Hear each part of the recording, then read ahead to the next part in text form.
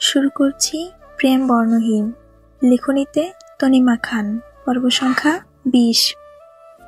শত আনন্দের মাঝে একটা দুঃখ সবসময় বেশি প্রাধান্য পায়। সেখানে শত দুঃখের মাঝে একটু সুখ যেমন নিছকই শিমরিনে উড়ে থাকা কোনো ভারহীন ভিত্তিহীন পালকা, যেটা শিমিরের ছাপড়ায় অচিরেই হারিয়ে যায়। ঠিক যেমন ইন্দুবালার জীবন হারিয়ে গেল সন্তানের আগমনের সুখ। দুঃসময়ে অসুখ দীর্ঘ হলো টানা ততদিন 3 দিন। ঠিক 3 দিন পর ছেলেকে চোখ খুলতে দেখে মধুমিতার ওষ্ঠদ্বয় তীর তীর করে কেঁপে উঠল। কুচকে যাওয়া চামড়া, টপটপিয়ে গড়িয়ে পড়া কিছু নোনা জল। নিজের শরীরের ব্যথাগুলো বড্ড ক্ষীণ লাগে এই ছেলেটার দেহে আঘাতের কাছে। ছেলে মদখোর, গুন্ডা, বিগড়ে যাওয়া, যত যাই হোক না কেন, মায়ের কাছে তো সে কেবল 9 মাস গর্ভে ধরা করা মূল্যবান সম্পদ। শত অভিযোগের পরও মধুমিতা দুর্বল এই ছেলেটার কাছে। সে গুনগুনিয়ে কেঁদে উঠল, আদরে গলায় ডাকে, বাবু। ব্যথায় আক্ষেদয় খুলতেও কষ্ট হওয়া আক্ষেদয় বহু কষ্টে খুলে তাকায় মোত্তাকিন।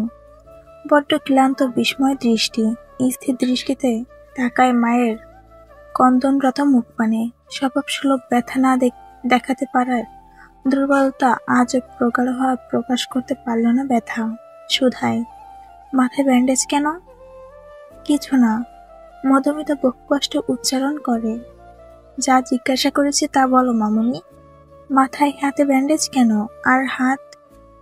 ব্যথায় অসাড় হয়ে দেহ টলমলে মোত্তাকিন। হাত বাড়িয়ে ছুঁয়ে দেওয়া শাড়ির আড়ালে মায়ের বেঁধে রাখা হাত। অবাক হয়ে শুধায়, হাত ভেঙেছে? মধুমিতার দৃষ্টি ম্লান হয়। ছেলের ব্যথার কাছে নিজের ব্যথা গায়ে লাগে না তার। সে ছেলের প্রশ্ন উপেক্ষা করে কণ্ঠনত গলায় অভিযোগ সুরে বলে, এই ব্যথা কিছু না বাবু, আমার গায়ে লেগেছে না, কিন্তু তোর এই অবস্থা আমার খুব গায়ে লাগছে। আমি তোকে দিনের পর দিন এভাবে দেখতে পারি না আব্বা। আমায় কষ্ট দিয়ে তুই এত কেন খুশি হোস বলতো? আমায় মেরে তুই শান্তির নিঃশ্বাস ফেলবি? শরীরের কোনো জায়গা বাদ নেই যেখানে আঘাতের দাগ নেই। এভাবে আমায় না মেরে তুই একেবারে গলা টিপে মেরে ফেলা। মোত্তাকিন ব্যথাতুর দেহ বেশিক্ষণ ধরে রাখতে পারে না, ফের পিঠ এলিয়ে দেয় বালিশে। ম্লান হেসে বলল, এমন কথা বলো না মামনি, তোমার সুখী থাকলে আমার ভালো লাগে। মধুমিতার ক্লান্ত স্বরে বলল, আমার সুখের জন্য তুই কোন কাজ করেছিস? মাথা ফেটে যাওয়া মতো অসহ্য ব্যথা মোত্তাকিন চোখ বন্ধ করে নেয়। ক্ষীণ স্বরে বলল, তোমার সখীকে সারা জীবনের জন্য তোমার কাছে এনে দিলাম। চাকরি করছি, তোমার নিশ্চিন্তে রাখার জন্য নিজেকে খুইয়ে বসেছি। আর কি চাও বলো তো? মধুমিতা অবস্থানে তাকায়। ছেলেটার কথা প্রায়শই সে বোঝে না কেন, বরংবার এই পথে চলার কারণ হিসেবে তাকে আখ্যায়িত করে। সে অবুঝ কণ্ঠেই বলল, অথচ আমার সুখ একমাত্র তুই আমার কাছে, আমার সামনে সুস্থ সবল থাকলেই আমি খুশি। এতটুকু ছেড়ে দে, তুই দুনিয়া এনে রাখিস আমার কাছে। কিন্তু আমি তোকে চাই, আমি তো তোমার কাছেই আসছি। ফের ছেলের উদাসীন কণ্ঠে মধুমিতা এক দৃষ্টিতে তাকিয়ে বলে, তোর জীবনে কিসের এত দুঃখ যে তোর মদ খেতে হবে বাবু? মোত্তাকিন চোখ খুলে তাকায়, নীরব দৃষ্টি ফেলে শুধায়, কি খেয়েছি? মধুমিতা বীরতৃষ্ণা ভরা দৃষ্টি তাকিয়ে বলে, ঘরের বাইরে তুই একেবারে ভুলে যাস যে তোর মা, স্ত্রী, সন্তান আছে, তাই না? কি খাচ্ছিস, করছিস, কিছুর খেয়াল থাকে না। মদ খেয়ে মারামারি করে রক্তাক্ত অবস্থায় স্ত্রীর সামনে যখন তার স্বামীকে ফেলে রাখা হয়, তখন ওই মেয়েটার উপর থেকে কি যায় বলতো? মায়ের অভিযোগ এতক্ষণ মোত্তাকিনের কাছে স্পষ্ট সবটা। মাথায় শিরা উপশিরা ধপধপ করে উঠল উপচে পড়া রাগের তোপে। চোয়ালদায় আটসাট হয়ে গেল। মন স্পষ্টে হিংসতার প্রতিফুলঙ্গ ছড়িয়ে পড়ে অবিলম্বে। এই মুহূর্তে অসহায় অনুভব হয় নিজের দিকে তাকিয়ে। রাগ দমন করার মতো ক্ষমতা আপাতত তার নেই, কিন্তু একবার সুস্থ হলে সবটা সুদে আসলে মিটিয়ে দেবে। কপালে হাত ঘষতে ঘষতে মোত্তাকিন রাগ দমায়, ধিমি কণ্ঠে বলে, তোমার এই অবস্থা কি করে হয়েছে মামনি? আর ইন্দু কোথায়? মধুমিতা শক্ত কণ্ঠে বলল, আমার এই অবস্থা আমার কর্মের ফল বাবু। বুড়ো বয়সে দূরে যাতায়াত করে আজ এত বছর চাকরি করে ছেলেকে খাওয়াচ্ছি, তার তো একটা কর্মফল রয়েছে।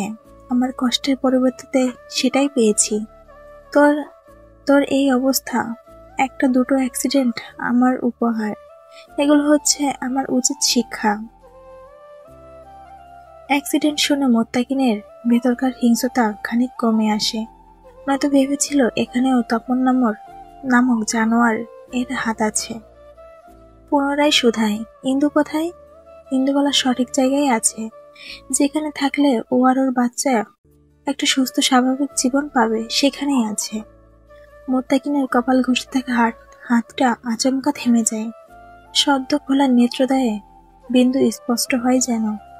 মস্তিষ্ক নিশ্চল হয়ে পড়ে, বোকার মতো আওড়ায়। বাচ্চা? মস্তিষ্ক নিশ্চল হয়ে পড়ে, বোকার মতো আওড়ায়। বাচ্চা? মধুমিতা কঠোর দৃষ্টি ফেলে কঠিন গলাতেই বলল, হ্যাঁ বাচ্চা। এমন এক পোড়া কপাল নিয়ে এসে আসছে, যার আগমনে খবরটা দেওয়ার জন্য পর্যন্ত তার বাবাকে তার মাকে একটা সুস্থ স্বাভাবিক পরিবেশ দেয়নি। অসুস্থ মেয়েটা সারাদিন বসে অদক্ষ হাতে একটা কেক বানিয়ে অপেক্ষা করছিল কখন তার স্বামী আসবে আর সে খুব সুখবর দেবে। কিন্তু ইন্দুবালা তো জানেই না ও আমার মতো আরেক অভাগা। পরিবর্তে তুই ওকে দিয়েছিস একরাশ চিন্তা আর নিজের সন্তানের বাবা হারানোর ভয়।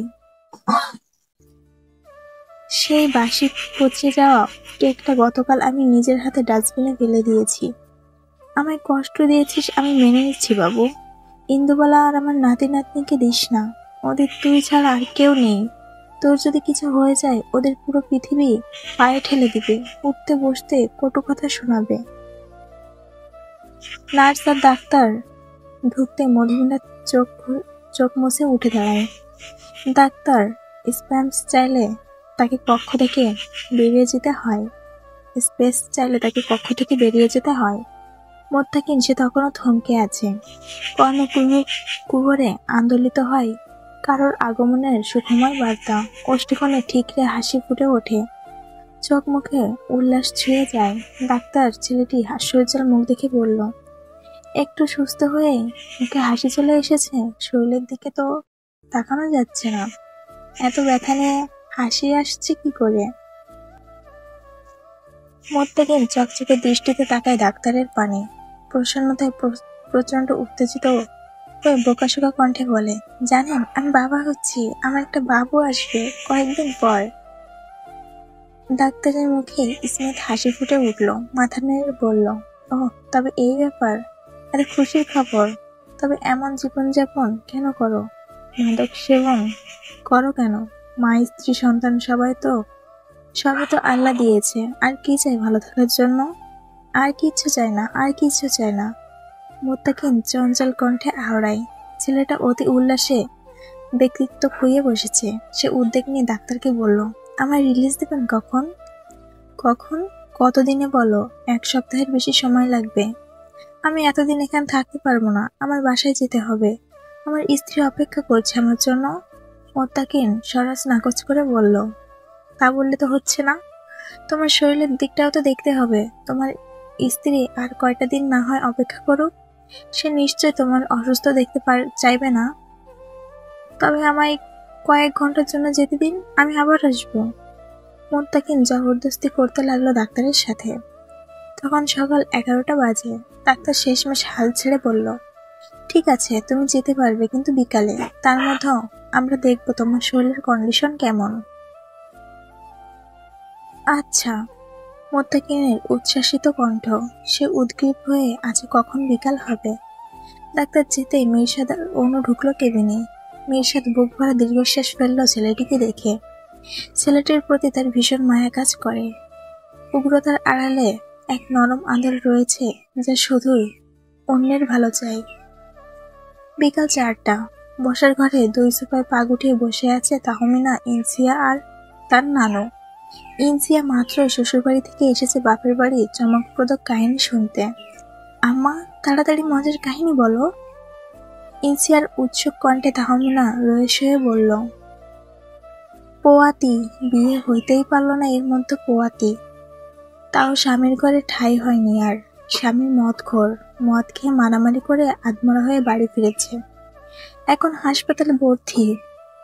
তাই তার শাশুড়ি আবার তোর বাপের কাছে বুঝিয়ে দিয়ে গেছে তার মেয়ে, তার ছেলে নাকি দুঃখ ছাড়া আর কিছুই দিতে পারবে না, তার চেয়ে বরং এখানেই থাকুক আর সুস্থ পরিবেশে বাচ্চা জন্ম দিক। এ তো অজুহাত শুধু। মজা নেওয়া হয়েছে, এখন মা ছেলে আপদ বুঝাই দিয়া গেছে। অত কালা বউ বাচ্চা নিশ্চয়ই কালা হইবে, তাই আর রাখবে না। এটাই তাগো পরিকল্পনা। ইনসিয়া খিলখিল করে হেসে উঠল চমকপ্রদ কাহিনী শুনে। বুক ফুলিয়ে বলল, দেখছো আম্মা, আল্লাহ আমায় বাঁচিয়ে দিয়েছে। আমি জানতাম এত সুখ সইবে না ওর কপালে। এগুলো সব লোক দেখানো। আমি শুধু অপেক্ষায় ছিলাম কবে ওর আবার তোমার কাছে এসে মুখ লুকিয়ে কাঁদবে। আমার কাছে এসে কাঁদবে কেন? আমি ওই মা ছেলের শেষ দেখে ছাড়বো। ওই আপদ আমার ঘরে আর কোনোভাবেই আমি রাখবো না। খালি পানির জগ হাতে দাঁড়িয়ে থাকা ইন্দুবালা টলটলের আক্ষিদয় কেঁপে উঠল ঘৃণ্য কথোপকথনে। আর সামনে পা বাড়ানোর শক্তি জোগাতে পারে না, দ্রুত ফিরে যায় ঘরে। বুক ভেঙে কান্না আসে। মা ঠিক বলে, তার মতো অপয়া কোথাও সুখ আনতে পারে না। তাহমিনা আরো কিছু বলতে যাবে তার আগে সদর দরজা দিয়ে দুর্বল কদমে মোত্তাকিন ঢোকে। তাহমিনা আর ইনসিয়ার মুখ উথরে যায়। মোত্তাকিন এলোমেলো দৃষ্টি ফেলে শুধায়, ইন্দু কোথায়? তাহমিনা চঞ্চল কণ্ঠে বলল, ও ঘরে। মোত্তাকিন সোজা সেদিকে হাঁটা শুরু করে। তাহমিনা আর ইনসিয়া ফিসফিস করে বলল, এবার একটা ফাটাফাটি হবে দেখছিস। তারাও পিছু পিছু ছুটল। ইন্দুবালার দুর্বল শরীর নিয়ে ঘুমানোর চিন্তা করল। তবে বিছানা অবধি যাওয়ার আগে পেছন থেকে কেউ সবাইকে তাকে চাপটে ধরে। নিজেকে কারো শক্ত বেষ্টনীতে আবদ্ধ পেয়ে ইন্দুবালায় এক টুকরো বরফের ন্যায় জমে যায়। শাড়ি ছাপিয়ে উত্তপ্ত একটি হাত ঠেকে ঠিক উদরের মধ্যভাগে আবর্তিত বিশেষ কর্ণঘুরে আন্দোলিত হয় ধিমি এক উদ্যোগী কণ্ঠ। ও কবে এসেছে? বয়স কত ওর? কতটুকু বড় হয়েছে এখন? আমায় কিছু জানালি না কেন? ইন্দুবালা নিরুত্তর শক্ত হয়ে দাঁড়িয়ে রইল। নীরবে চোখ বেয়ে টপ টপ করে ঝরছে কিছু নোনা জল। মোত্তাকিন ফের অধৈর্য হয়ে শুধায়, কি হলো, কথা বলছিস না কেন? ও কবে এসেছে? আমার কাছে আসবে কবে? তাহমিনার ইনসিয়ার মুখ ভোতা হয়ে গেল এহেন আহ্লাদে। তারা মুখ লটকে উল্টো পথে চলে গেল। এত আহ্লাদ তাদের চোখে সইবে না। ইন্দুগুলো রুক্ষ হাতে চোখের পানিগুলো মুছে নিল। নিজেকে জোরপূর্বক ছাড়িয়ে নেয় শক্ত বৈষ্ঠনী থেকে। চোখে চোখ রেখে বলে, কার কথা বলছিস? কেউ আসছে না। মোত্তাকিন এত উদ্বিগ্নতা নিয়ে এ কথা শুনতে আসেনি। গুরু গম্ভীর গলায় বলে, মোটেও ঘুরিয়ে ফিরে কথা বলবি না। আমি জানি তুই প্রেগনেন্ট। পরপরই নরম সুরে বলে, তুই সেদিন রাতে বললি না আমাকে তো আগে কিছু জানাসনি? তো পরিকল্পনা কথা? কবে আসবো? এখন বয়স কত? মোত্তাকিন বাচ্চাদের মতো শুধায়। পুনরায় এগিয়ে আসে ছুঁয়ে দিতে, কিন্তু ইন্দুবালা দূরে সরে গেল এবারেও। আঙুল তুলে কঠোর গলায় বলল, খবরদার আমায় ছুবি না, একদম ছুবি না। কেউ আসছে না, কেউ নেই এখানে। এমন কথা কেন বলছিস? আমি জানি ওখানে আমার সন্তান আছে, আরো শীঘ্রই আসবে আমাদের কোলে, তাই না? কেমন কথা বলছি? কেউ নেই এখানে, কেউ নেই, কেউ আসবে না। যে আসবে না তাকে নিয়ে এত আহ্লাদ দেখাতে হবে না। মোত্তাকিন রেগে গেল। ক্ষিপ্ত কণ্ঠে দাঁতে দাঁত চেপে বলল, কেন আসবে না? ইন্দুবালা আজ বাঁধ ভাঙা অনুভূতি নিয়ে চেঁচিয়ে উঠল, কেন আসবে? কার ভরসায় আসবে? একজন মদখোর বাবার ভরসায়, যে কিনা রাত বিরাতে মদ খেয়ে রক্তাক্ত হয়ে বাড়ি ফেরে? এমন বাবার ভরসায় আসবে যে কিনা তাকে যে কোনো সময় এতিম বানিয়ে দিতে দুবার ভাববে না? এই বাচ্চা তোর কাছে ছেলে খেলা হতে পারে, কিন্তু আমার কাছে না। আমি আমার বাচ্চাকে কোনো অসুস্থ পরিবেশে পৃথিবীতে আনবো না। মায়ের গর্ভ থেকে ওকে ফিরিয়ে দেব। ইন্দুবালার কথাটি শেষ হতে পারল না, তার আগেই সপাটে এক চড় পড়ল তার গালে। মোত্তাকিন রাগে ক্ষোভে পেটে পড়ে তার চোয়াল চেপে ধরে সে বলে, তুই একটা পাষাণ ইন্দু, তুই এত বড় কথা কি করে বললি? আমার বাচ্চা আসতে পারেনি, তুই এর মধ্যে ওকে মেরে ফেলার কথা কোন সাহসে বললি? মোত্তাকিন কণ্ঠ জড়িয়ে যাচ্ছে, চোখ টলটল করছে ক্রোধে। ইন্দুবালা শক্ত শক্ত নেত্রে শুধু তাকিয়ে রইল ওর লালচে মুখ পানে। শক্ত কণ্ঠে বলল, তোর মতো বাবার ভরসায় আসলে আমার বাচ্চাটা আরো দ্বিগুণ কষ্ট পেয়ে মরবে একদিন, কারণ তুই কোনোদিন শুধরাবি না। আর আমি তোর মতো মদখোরের সান্নিধ্যে আমার বাচ্চা কখনো আনবো না। ফের একই জেদি কণ্ঠে মোত্তাকিন বাকরুদ্ধ হয়ে যায়। গায়ে সর্বোচ্চ শক্তি দিয়ে চেপে ধরে গালের ব্যথায় ইন্দুবালার চোখ পেয়ে অনর্গল অশ্রু গড়ায়। মোত্তাকিন রাগ নিয়ন্ত্রণ করতে ব্যর্থ হয়, তবুও সম্মুখে নারীটিকে আরেকটু আঘাত করার ক্ষমতা তার নেই। সম্মুখের নারীটা তার যুবক বয়সের দুর্বলতা। সম্মুখের নারীটি এখন তার জীবনের সবচেয়ে সুন্দর অংশের গর্ভধারিণী। অসহনীয় দুর্বলতায় কাবু মোত্তাকিন হেরে এক ঝটকায় দূরে সরিয়ে দিল ইন্দুবালাকে। আঙুল তাক করে হুঁশিয়ারি দিয়ে বলল, আমার বাচ্চার গায়ে একটা আঁচড় লাগলে তোকে আমি দেখে নিব ইন্দু। ইন্দুবালা তির করে কেঁপে ওঠা অষ্টদায় কামড়ে ধরে। হাতের উল্টো পিঠে চোখের পানি মুছে নিজেও পাল্টা হুঁশিয়ারি দিয়ে বলে, তুই সঠিক পথে সঠিকভাবে চলাফেরা করলেই ও সুস্থ সবলভাবে পৃথিবীতে আসবে, নয়তো আমি নিজেই মেরে ফেলবো মোত্তাকিন। এক পলক ঝলসে দেওয়া দৃষ্টি ফেলে মোত্তাকিন হাতের কাছে কাচের জগটা ছুঁড়ে মেরে বেরিয়ে গেল ঘর থেকে। কাঁচ ভাঙার শব্দ তাহমিনা ছুটে আসতে আসে। নিচের দামি ভাঙা কাচের জগটা দেখে হাই হুতাশ করে চেঁচিয়ে উঠল, আয় হায়, আমার কত শখের জগ ভেঙে ফেললো রে, এখন কি হবে? ওই মুখ পুরি, তোর জামাইকে বলবি আমার কাচের জগ কিনে দিতে, নয়তো তোদের খবর আছে। ইন্দুবালার দেহ আর সয় না, ভেঙে আসা শরীরে ধপ করে শুয়ে পড়ে বিছানায়। বালিশে মুখ গুছিয়ে হু হু করে কেঁদে উঠল। কাঁদতে কাঁদতে কম্পিত হাত ছোঁয় নিজের উদরে। অপরাধীর ন্যায় বিলাপ করে বলে, মা সরি বাচ্চা, তোমার ক্ষতি করার কথা মা কল্পনাতেও আনতে পারি না, কিন্তু তোমার বাবাকে বুঝতে হবে আমাদের। সবসময় হারানোর ভয় নিয়ে আমি থাকতে পারবো না। তাকে আমি ভীষণ ভালোবাসি, কোনো ক্রমেই হারাতে চাই না তাকে। সময় আর দুঃখ নিশ্চিন্ত কোনো ষড়যন্ত্রে লিপ্ত নয়তো? কেন দুঃখের সময়কালে এতটা দীর্ঘ হয়?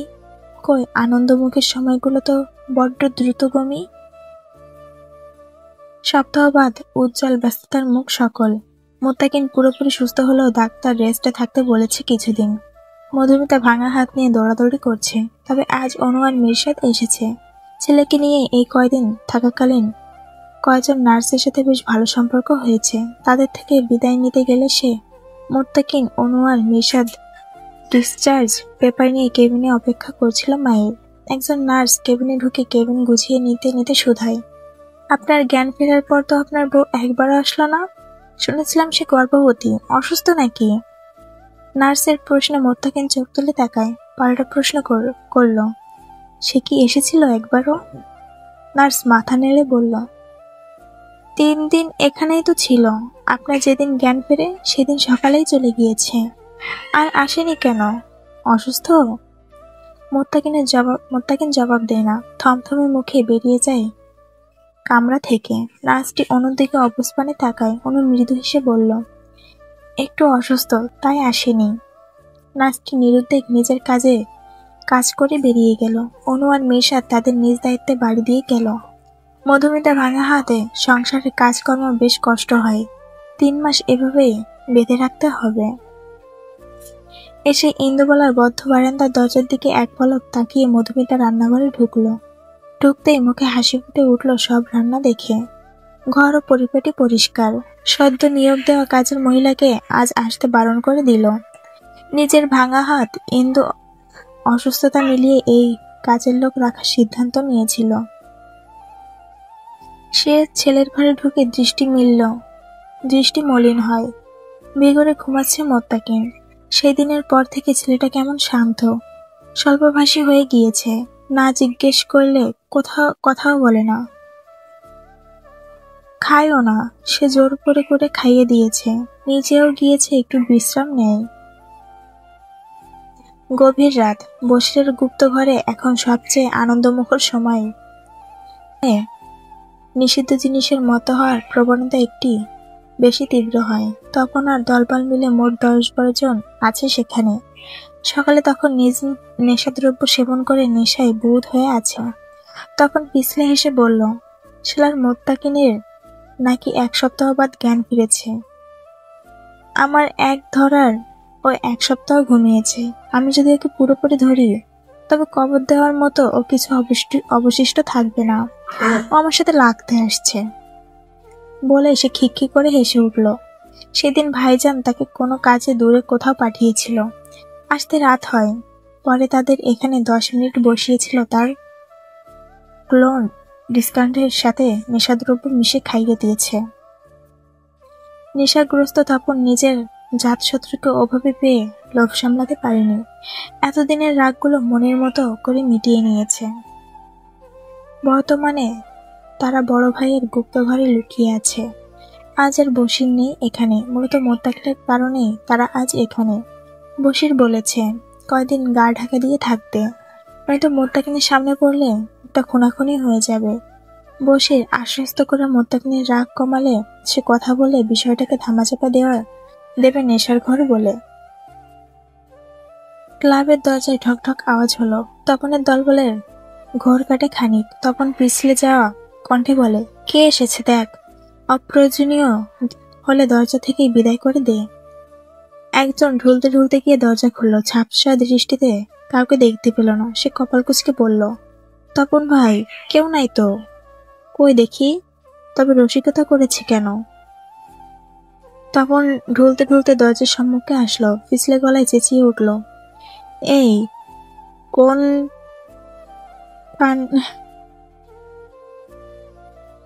একটা গালি দিচ্ছি না। তখনও কোনো সারা শব্দ আসলো না। সে মাথা বের করে একবার উকি দিল। সহসা তার মাথার মগজ নড়ে উঠল হটস্টিকের তীব্র আঘাতে। ছিটকে বাইরে পড়ে তপন। তপনের দলবলেরা হতচকিত ঢুলতে ঢুলতে বের হয় বলহীন দেহে। তবে তাদের করার মতো কিছুই থাকে না। মাত্রাতিরিক্ত নেশাদ্রব্য প্রভাবে ঢুলছে তাদের দেহ। মোত্তাকিন একে একে 1 সপ্তাহে জমানে হিংস্রতা স্ফুলিঙ্গ শান্ত করে। তুর্য আর তার দলবল আধমরা 12 জনকে ঘরের ভেতর রক্তাক্ত সবকটাকে শুইয়ে দিয়ে হাত ছেড়ে বের হয়। মোত্তাকিন তখনও ফুঁসছে। লম্বা লম্বা পা ফেলে তপনের কাছে যায়। থেতলে যাওয়া চোয়াল চেপে বলে, হারামির বাচ্চা, তুই কবরে লুকিয়ে থাকলেও তোকে খুঁজে বের করব। তুই আমার পুরোপুরি না মেরে এত নিশ্চিন্তে দিন কাটাচ্ছিস কি করে? নিজের ক্রোধ মিটিয়ে মোত্তাকিন বাড়ির পথে ছোটে। তুর্য বাইক চালাচ্ছে। পেছনে বসা ছেলেটির রুক্ষ সূক্ষ্ম চুলগুলো সমীরের ঝাপটায় উঠছে সমানতালে। উদাসীন নেত্রে ভাসে কত আকাঙ্ক্ষারা। বাড়ি ফিরতে ফিরতে ভোর রাত। সে বিছানায় উবু হয়ে শুয়ে পড়ে। তবে নেত্রদায় নেই কোনো তন্দ্রার ছোঁয়া। এক দৃষ্টিতে তাকিয়ে থাকতেই তোষকের নিচ থেকে অর্ধেক বের হয়ে থাকা একটি মেডিকেল রিপোর্ট দৃষ্টি কাড়ে। অলস হাতে সেটিকে টেনে বের করতেই ফাইলের উপর লেখা ইন্দুবালা নামটি দৃষ্টি আকর্ষণ করে। ফাইলটি খোলে সাগ্রহে এবং তার ধারণাকে সঠিক প্রমাণ করে দিয়ে ভেসে উঠল একটি অ্যান্টিনেটাল রিপোর্ট, গর্ভকালীন পরীক্ষার রিপোর্ট। মোত্তাকিনের চোখ চকচক করে উঠে বসে পুরো রিপোর্টটা খুঁটে খুঁটে পড়ে। বাবার নামের জায়গায় নিজের নাম দেখে বুক জুড়ে অদ্ভুত অনুভূতি কাজ করে। পরপরই ফিটাসের বয়স খুঁজে বের করে, মাত্র 5 সপ্তাহ। এখন নিশ্চয় আরো 2 সপ্তাহ বেড়েছে, মানে 7 সপ্তাহ। সে তৎক্ষণাৎ ফোন বের করে সার্চ করে 7 সপ্তাহের ফিগারের আকৃতি কেমন হয়। সার্চ করতে তার চোখে মুখে বিস্ময় ছুঁয়ে গেল। তার বাচ্চাটা নাকি একটা মটরশুঁটির দানার মতো হয়েছে এখন। কি অদ্ভুত, এত ছোট! মোত্তাকিনের বিশ্বাস হয় না। সে রান্নাঘরে গিয়ে খুঁজে মটরশুঁটির দানা বের করে, একটা দানা চোখের সামনে ভেসে তুলে ধরে। চোখ মুখ বিকৃত হয়ে যায় তার। চিন্তিত কণ্ঠে বিড়বিড় করে বলে, কত ছোট আমার বাচ্চা, ওর বড় হতে তো অনেক সময় লাগবে। আমার এত ছোট বাচ্চাকে বড় বানাতে হলে নিশ্চয় অনেক খাওয়াতে হবে, কিন্তু ওই বেয়াদব খাচ্ছে কিনা তাই তো জানি না। সে চিন্তায় ঘরমায় পায়চারি করলো। পায়চারি করতে করতে বারান্দায় গিয়ে পা গুটিয়ে বসে চেয়ারে। কিহৎকাল বাদে দরজা খোলার শব্দে সে নিচে উকি দিয়ে তাকায়। ইন্দুবালা বারান্দার দরজা খুলে ছুটে বের হয়, রেলিং আঁকড়ে ধরে গলগল করে বমি করে দিল। অন্ধকারের মাঝে মোত্তাকিন এক দৃষ্টিতে তাকিয়ে রইল মেয়েটির পানে। ইচ্ছে করে ছুটে গিয়ে একটু ছুঁয়ে দিতে নিজের অনাগত অংশটিকে। তার আগমনে সকল সুখ দুঃখের সময়টুকু নিজের শরীরের পাশে থাকতে। কিন্তু নিজের উপর যে তার নিজেরই বিশ্বাস নেই। তার উপর রেগে যদি ইন্দুবালা নিজের কোনো ক্ষতি করে, দরদর ঘেমে ওঠে মোত্তাকিন। সাথে করে আনা সিগারেটের প্যাকেটটাও ছুঁড়ে ফেলে দেয় নিচে। হাত পা গুটিয়ে চুপ করে বসে থাকে। 5 মিনিট ধরে বমি করে ইন্দুবালা। ক্লান্ত দেহে নিয়ে সেখানেই বসে পড়ে। ইদানিং রাতে ঘুম আসে না, সেখানে বসে ঝিমাতে লাগলো। আর মোত্তাকিন দূর থেকে একাধারে দেখতে থাকে শান্ত অবসন্ন দেহটিকে। তবুও মেয়েটির কাছে গিয়ে বলতে পারে না তার সন্তানের বাবা মদ খেয়ে মারামারি করেনি। সিগারেট ব্যতীত সে কখনো কোনো নেশাদ্রব্য ছুঁয়েও দেখেনি।